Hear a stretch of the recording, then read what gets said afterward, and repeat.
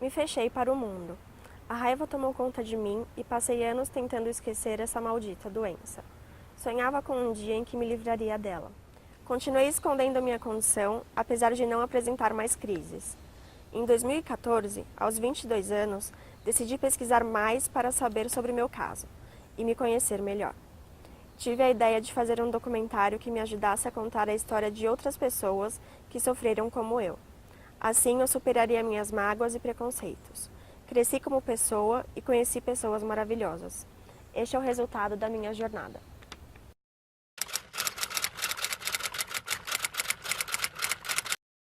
Tudo aconteceu quando eu tinha 14 anos. Estava lavando as mãos no banheiro da escola quando minhas mãos tremeram de um jeito estranho. Nunca tinha acontecido antes. Fiquei preocupada, mas não falei nada para ninguém, nem para os meus pais. Não sei dizer quanto tempo se passou até que eu tivesse uma crise nova, mas me lembro de quando esse dia chegou. Era por volta das 6 horas da manhã, um dia normal, onde eu acordava cedo para ir à escola. Fui tomar banho e de repente eu perdi o controle do meu corpo. Caí, e a pancada da queda contra o box do banheiro acordou meus pais. Eles me encontraram no chão, tremendo incessantemente, porém acordada. Me levaram para a cama, colocaram o edredom sobre o meu corpo ainda molhado e um dos meus pais se debruçou sobre mim para tentar fazer aquilo parar. Passou. O medo tomou conta de todos nós e eu não parava de pensar no porquê aquilo estava acontecendo. Só queria que tudo ficasse bem. A partir daí, fui em todos os especialistas possíveis. Alergia alimentar, problema psicológico, problema hormonal. Essas eram as respostas que minha mãe ouvia. Nenhum deles entrava em consenso. Cheguei finalmente a um neurologista que olhou para mim e disse: "Desculpa, eu não sei o que você tem." Tomei 2 anticonvulsivantes diferentes e nenhum deles fez aquelas crises pararem. Cheguei a ter crise atravessando a rua, mas sempre dava um jeito de disfarçar. Morria de vergonha de mim mesma. Escondia minha condição de amigos, professores e familiares. Passei a controlar minhas ações com a ilusão de que a cautela faria aquilo não acontecer mais. Mas aconteceu. E durante 2 anos eu vivi a tortura de não saber o que eu tinha, de ver o desespero dos meus pais e irmão a cada crise matinal.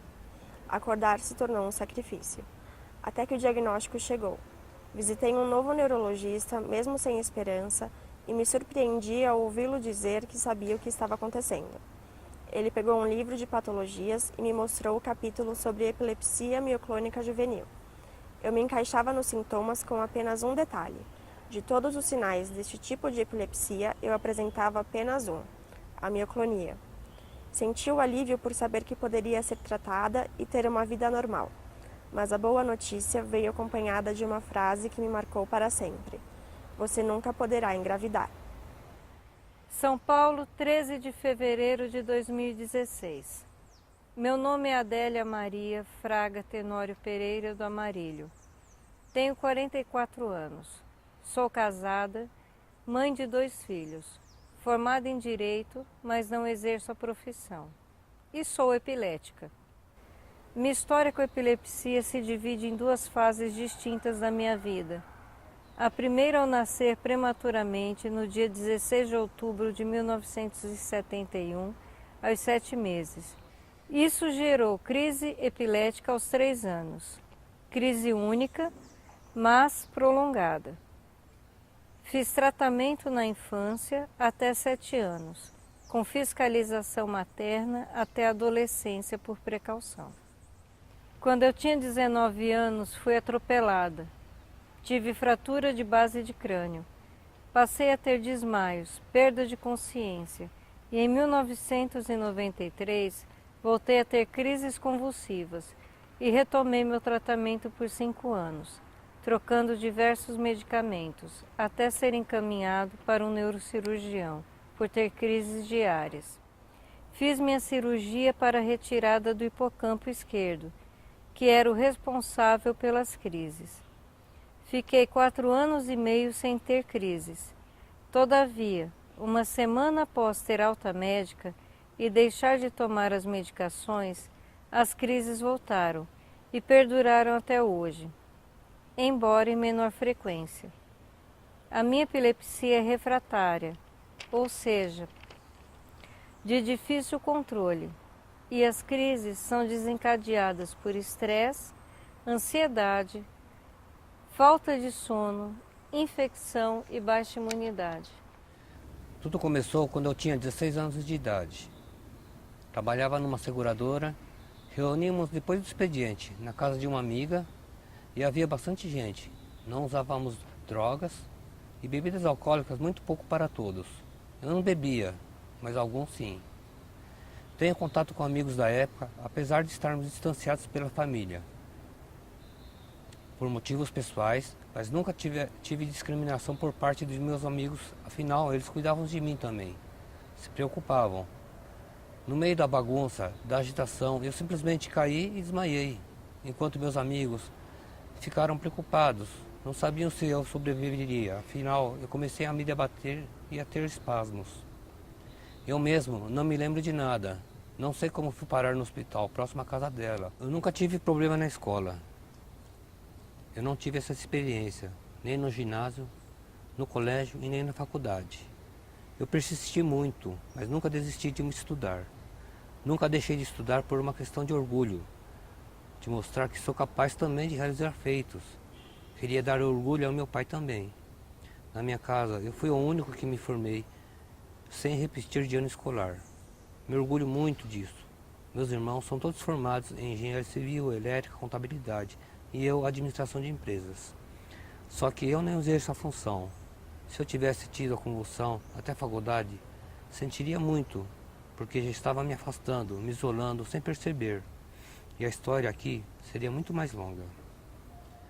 No Japão, uma pessoa me marcou muito quando me disse que não queria se casar comigo, porque eu tinha epilepsia. Isso foi muito dolorido.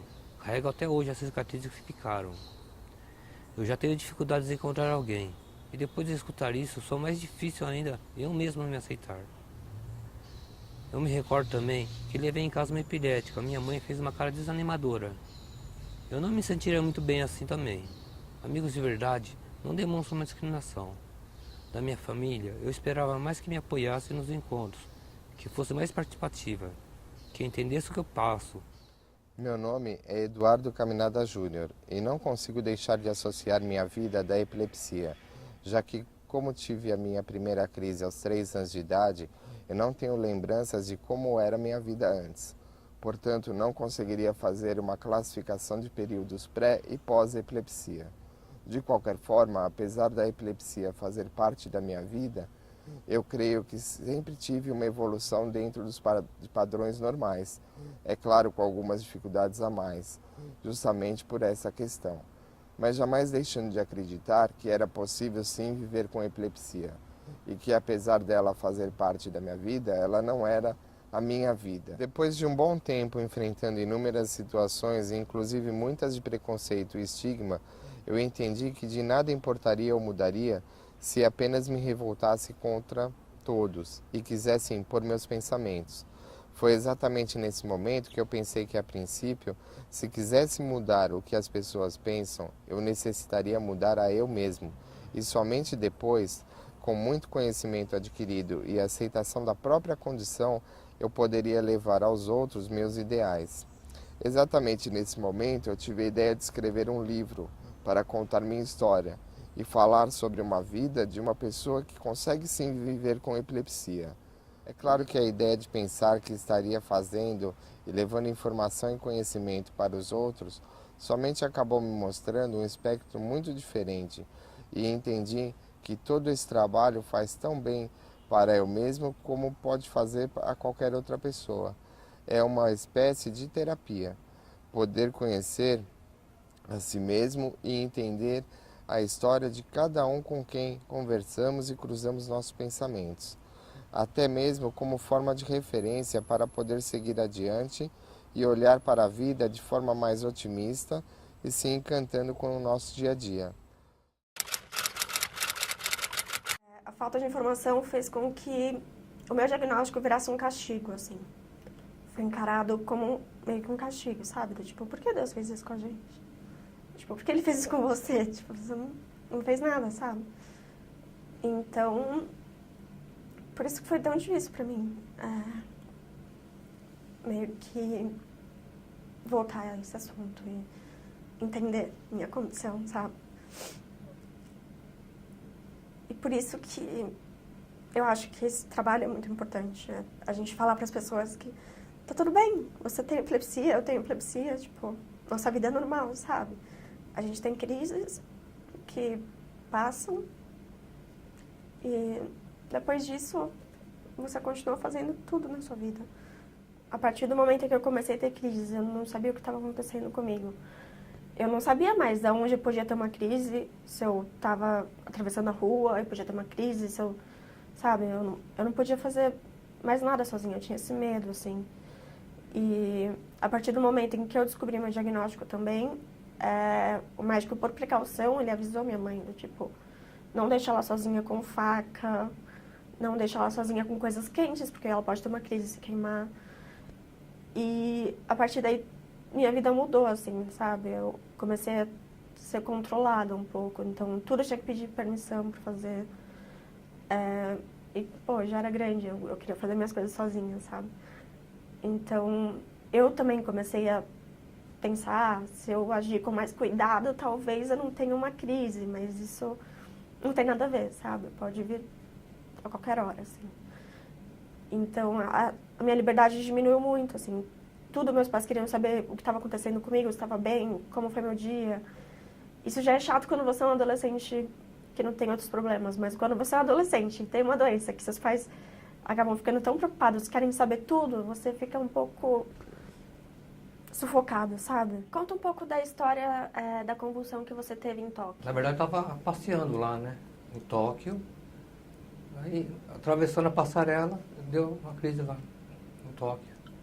Aí eu fiquei largado lá, né? E lá não tem, assim, os cuidados que o pessoal do Brasil tem, né? Vai lá, acode a pessoa. E lá foi muito constrangedor, porque você tá lá e você é chutado, né? Na rua, né? Porque acho que eles pensavam que era bêbado, alguma coisa assim. E foi bastante... Eu lembrava assim, mas dormia depois, né? Dormi no chão mesmo. Bastante constrangedor. Você ficou no chão, ninguém E eu fiquei lá no chão até a crise passou. Aí acordei e fui embora. Como foi pra você emocionalmente essa situação? Pra mim foi ruim mesmo, né? Foi péssimo, né? Porque você tá lá sozinho, longe de tudo, longe da família, longe dos amigos. Você tá sozinho no mundo. A última crise que eu tive foi 2 meses atrás. E aí eu fui mandado embora. Tava lá em casa. Entendeu? E aí é uma coisa bem chata, né? Não foi nem no serviço. Então é uma coisa, foi bem... E eu tinha escondido isso do serviço também. Mas não tem como escapar. Tem coisa que não tem como escapar. Você quer trabalhar, mas você é mandado embora, né? Você já ouviu ou que já fizeram com você durante uma crise, assim, que te marcou? Assim? Então, as coisas mais comuns são que estava drogado, né? Ou então não encosta nele, né? Isso passa. Tem gente que acha que ainda o fato quando você tem uma crise, se você ficar salivando, a saliva vai passar a epilepsia para outra pessoa, né? Nos cuidados principais das crises, tem atitudes que as pessoas tomam, porque os cuidados necessários são você deixar a pessoa em segurança. Se a pessoa está deitada de cabeça para cima, você deixa a pessoa deitada de lado e espera um tempo para poder passar a crise. Se por um acaso, depois de 5 minutos, a crise não passou, aí você tem que entrar em contato com o serviço de atendimento médico de urgência, né, essas questões, para que a pessoa tenha um atendimento correto. Mas tem algumas pessoas que elas acham que você está tendo... Não, olha, é uma crise de pressão. Coloca sal na boca dele. Eu já escutei isso, né? Não, eu tenho um remédio aqui, eu vou colocar um remédio na boca. Teve gente já que jogou copo de água no meu rosto. Eu não estou dormindo, né? Não preciso acordar, a crise precisa passar. E não é com um copo de água no rosto que vai mudar alguma coisa, entendeu? Então, o que as pessoas falam, o que você escuta, Às vezes as pessoas não falam quando você tem a crise, às vezes as pessoas falam depois que você é doente, né? Precisa ver se o pensamento da pessoa não é um pensamento doente, né? Às vezes é isso. Eu tinha esse grupo de 4 amigas. O resto da sala eu não tinha um grupo de, vamos sair hoje. Eu não sei se pelo fato de eu ser casada ou pelo fato de eu ser epilética, né? Tinha também o fator de professores acharem que era invenção. Eu não tinha epilepsia, eu estava só tentando me mostrar na faculdade. E mesmo tendo crises, eles não acreditavam? Não. Um professor de processo penal achava que era invenção minha, que eu estava querendo só aparecer. Aí o professor falava assim, o que você está fazendo aqui? Né? Você ainda está pensando que vai passar? Quero de processo penal. Quando eu me formei, eu fui cumprimentar ele, eu falei assim, demorei, mas consegui. A primeira crise do Felipe, a gente só ficou sabendo que ele estava em crise porque as crises dele são no sono. E eu ouvi um barulho na lavanderia, a cachorrinha latindo, e fui ver por que a cachorra estava latindo. Só que quando eu saí no corredor, eu escutei o barulho no quarto dele, de madrugada, e vi a primeira crise tônico-clônico generalizada. É terrível, né? Eu achei que ele tinha morrido, achei que estava perdendo meu filho, comecei a gritar, né? Maurício, Maurício, o Felipe está morrendo. Nisso o Pedro também acordou, que tinha 10 anos na época, o Felipe tinha acabado de completar 7 anos. Aí o Maurício forçou, assim, fez uma respiração boca a boca, né? Fez massagem cardíaca, porque a gente não sabia o que tinha acontecido, por que é que ele estava daquele jeito. E aí ele fez o boca a boca, ele forçou o vômito, e nisso a gente não via a reação nele. Eu sei te dizer que em 5 minutos eu cheguei no pronto-socorro. A gente... eu não sei te dizer, descrever a sensação de você ver seu filho, não saber o que está acontecendo com ele, não ter resposta, né? E veio o diagnóstico de epilepsia. Então, assim, o primeiro momento foi terrível. E eu falava assim, isso não vai acontecer de novo. Então, não é epilepsia, né? Não é possível que isso seja para sempre. Não é possível que isso esteja acontecendo com meu filho. E ele estava na escola... E me ligaram, ele teve crise, né? Não sabia realmente o que ele tinha. E me ligaram para ir lá buscar ele. Ótimo. E fui lá, aí conversei com a diretora da escola. Ela falou assim, eu tenho as imagens, se você quiser dar uma olhadinha, né? Eu falei, tudo bem, vamos olhar para eu ver como que ele tá, foi a crise dele. E nisso, quando o Igor teve crise, ele estava no colo de uma professora. Ele foi para o colo de um outro professor e esse professor logo devolveu o Igor para outra professora e fez o sinal da cruz, porque ele estava com medo do Igor, porque ele não sabia o que estava acontecendo com o Igor. É o que muita gente fala, né? Que a epilepsia são espíritos, essas coisas. E nisso eu senti que ele achava que era isso o professor dele. Eu sinto que as pessoas fazem uma diferença, não muita, mas fazem. Pelo fato de, não vou levar o Igor no shopping, já é uma diferença. Agora a gente não sente tanto, ele não sente porque ele não entende muito isso. É difícil porque ouvir de uma professora, mãe, não sei mais o que eu faço com ele, é horrível. Você fala, caramba, ela fica lá mais tempo com o meu filho do que praticamente eu durante o dia. Então, assim, foi difícil achar a escola certa, que aceita, que você chegar lá e falar assim, meu filho tem epilepsia, e eles pedem milhões de documentos, relatório médico, liberação de atividade física, eles pedem tudo, que eles também têm que ter esse controle, essa segurança. Então, e mesmo você passando isso, eles ficam meio assim. Então, assim, foi difícil achar. Para você, como seria um mundo sem o preconceito com a epilepsia?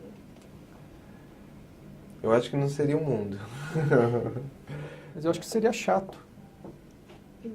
Porque no fundo, se a gente encara a questão da doença, como a gente procura encarar com normalidade, com bom humor, você acaba se divertindo com preconceito. Estou tão acostumada com o preconceito da epilepsia que eu não faço ideia de como seria ele sem o preconceito. Para mim, é quando, se alguma pessoa tiver alguma crise, ninguém precisasse fazer uma tempestade, assim, tipo, ai meu Deus do céu, e agora? Tratasse bem a pessoa depois que ela tivesse essa crise e tratasse como se nada tivesse acontecido. Eu não teria que mentir várias vezes em relação à minha condição, sabe? E de alguma forma seria mais fácil, seria mais natural todo esse processo. Seria como dizer, eu tenho diabetes e viver com isso. Fala um pouco da Júlia. Você falou naquela primeira vez que a gente conversou que você se preocupava um pouco com a reação que a Júlia teria às suas crises. Então, primeiramente, eu queria perguntar o que você sentia, assim, esse medo, como era para você administrar isso? Falar da minha filha é uma coisa muito complexa, né? Eu acho que a primeira sensação que um pai tem por um filho é fantástico, né? E a Júlia é uma menina fantástica, assim, eu acho que... E a relação que eu tenho com ela é uma coisa muito, muito importante e que realmente mudou a minha vida. Faz 10 anos que a minha vida é outra por causa dela. Logo quando ela era muito pequenininha, eu achava que ela ia ficar meio assustada, então o que acontecia? Eu percebia que eu ia ter uma crise, eu ficava mais para longe dela. Mas aí eu ficava pensando que tudo que eu pensava e tudo aquilo que eu te falei nas respostas anteriores não ia ter sentido se por acaso eu sempre ficasse me escondendo da Júlia, né?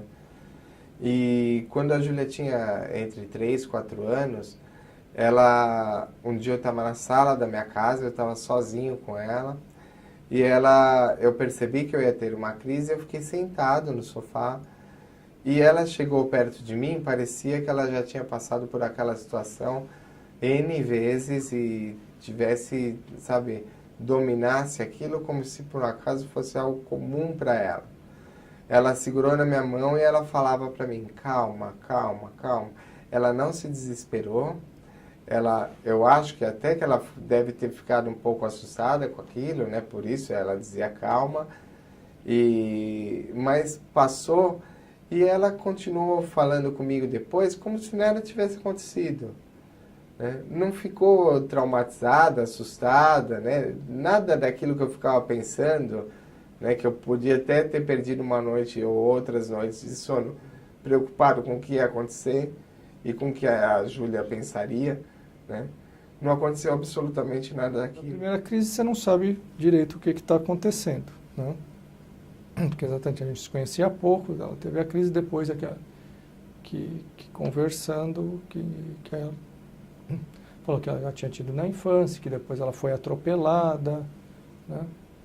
Mas não tive assim não saí correndo como ela achou que eu ia sair, não, né? E em relação às crianças, eu até fiquei tranquilo. Por quê? Porque exatamente dentro dessa pesquisa do que era a doença dela, então a gente já tinha pontuado com os médicos que a epilepsia dela decorria de uma má formação congênita por ela ter nascido com 7 meses, ou seja, não tinha um fator genético. Por conta das crises dela, o diretor da faculdade me chamou um dia e falou, olha, ela está tendo crises, ela cai no pátio, ela pode se machucar, ou seja, existe um risco para ela. Então, a faculdade não pode assumir essa responsabilidade de que algo ocorra com ela aqui dentro da faculdade. Ela pode ter uma crise, ter uma parada cardíaca, porque o enfermeiro da faculdade, acho que era um desesperado, porque cada vez que ela tinha uma crise, ele achava que ela ia ter uma parada cardiorrespiratória na faculdade. E deve ter passado isso para o diretor.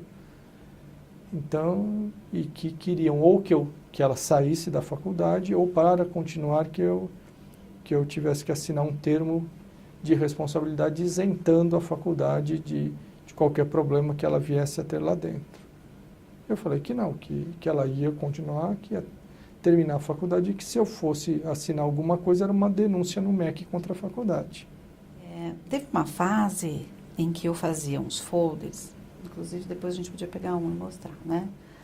Para distribuir nas escolas, para distribuir na psicopedagoga, para distribuir onde ele estivesse, para que as pessoas entendessem o que era epilepsia, como eu não entendi. A gente socorreu errado a primeira crise, né? Eu fiz uma faculdade de psicologia e eu só tive uma aula de uma crise tônico-clônica generalizada, que é que todo mundo vê, entende e sabe que aquilo é convulsão, né?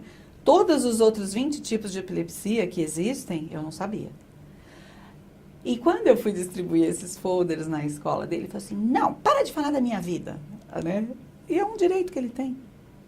Tudo bem, eu vou parar de falar da sua vida, mas eu vou entregar na escola para que o porteiro saiba o que é epilepsia, para que a moça da cantina saiba, para que os professores saibam, para que os seus amigos saibam, porque se acontecer alguma coisa com você lá, eu quero que você esteja protegido. Aí ele foi entendendo, né? Ele sempre perguntou, e tudo que ele perguntava, a gente sempre respondeu. E aquele ano eu não entreguei na classe dele, eu respeitei. Aí teve um dia que ele esqueceu de tomar uma medicação e teve uma crise na quadra, na frente dos amigos. E esses amigos que frequentam a minha casa gritavam, põe um soro no Felipe, porque além de tudo ele tem rinite alérgica. Quer dizer, não tem nada a ver com a epilepsia, mas queriam proteger. Né? Vira ele de ladinho, protege a cabeça, eles já sabiam. E quando ele voltou da crise, que eu fui buscar na escola, ele me abraçou e chorou e falou, muito obrigada, mãe, por você ter ensinado, né? Se eu chorar, vocês não ligam. Aos meus amigos, ensinado aos professores, porque todo mundo cuidou de mim. Né? Aí ele entendeu o quanto é importante. E por isso que eu divulgo muito, porque assim, tem muito médico em pronto-socorro que não sabe. A minha família foi a que deu um suporte. É o que dá até hoje. Desde a primeira vez que ele teve crise, sempre me acompanharam, sempre me apoiaram, sempre lutaram comigo para procurar médico, para procurar psicóloga, para procurar hospital, para fazer exame, sempre. E a minha família entendeu muito bem. Então, para mim, como ser humano, não tenho o que dizer. Eu acho que foi Deus mesmo que pôs no meu caminho para que eu pudesse ajudar as outras pessoas. E eu costumo dizer, se eu receber uma mãe por dia, ou uma pessoa com epilepsia por dia, e que eu puder ajudar a sofrer metade do que eu sofri com a dor da notícia, eu já cumpri minha missão aqui na Terra, entende? Foi a melhor época que eu tive, quando eu não tive ataques, foi quando eu estava na faculdade. Então eu estudei, trabalhava, pagava minha faculdade, e conquistei tudo isso sozinho, né? Esses grupos de mães que têm, de mães que têm filho com epilepsia, que uma conversa com a outra, uma ajuda a outra, e a gente vê que tem mães que estão em piores situações que a gente, que os filhos estão muito mal, e a gente consegue passar um conforto para aquela mãe naquele momento, e quando eu estava mal, as mães também conseguiam me passar conforto. Então, assim, é de uma importância grandiosa. Às vezes, uma simples palavra, calma, fica bem, tenha fé, isso já me deixava muito bem. 30% dos casos da epilepsia, eles não são tratáveis com remédio. E eu faço parte dos outros 70%. E mesmo assim, eu sofri tanto, sabe? Então, acho que eu tenho meio que essa obrigação de passar essa informação para as pessoas que, com certeza, sofrem muito mais do que eu, ou já sofreram muito mais do que eu. É necessário acreditar que é possível, sim, viver com epilepsia. Tudo se torna muito diferente a partir do momento que deixamos de lutar contra a epilepsia e começamos a lutar a favor de nossas vidas. A epilepsia não tem cara. A epilepsia não tem cara. A epilepsia não tem cara. A epilepsia não tem cara. A epilepsia não tem cara. A epilepsia não tem cara. A epilepsia não tem cara.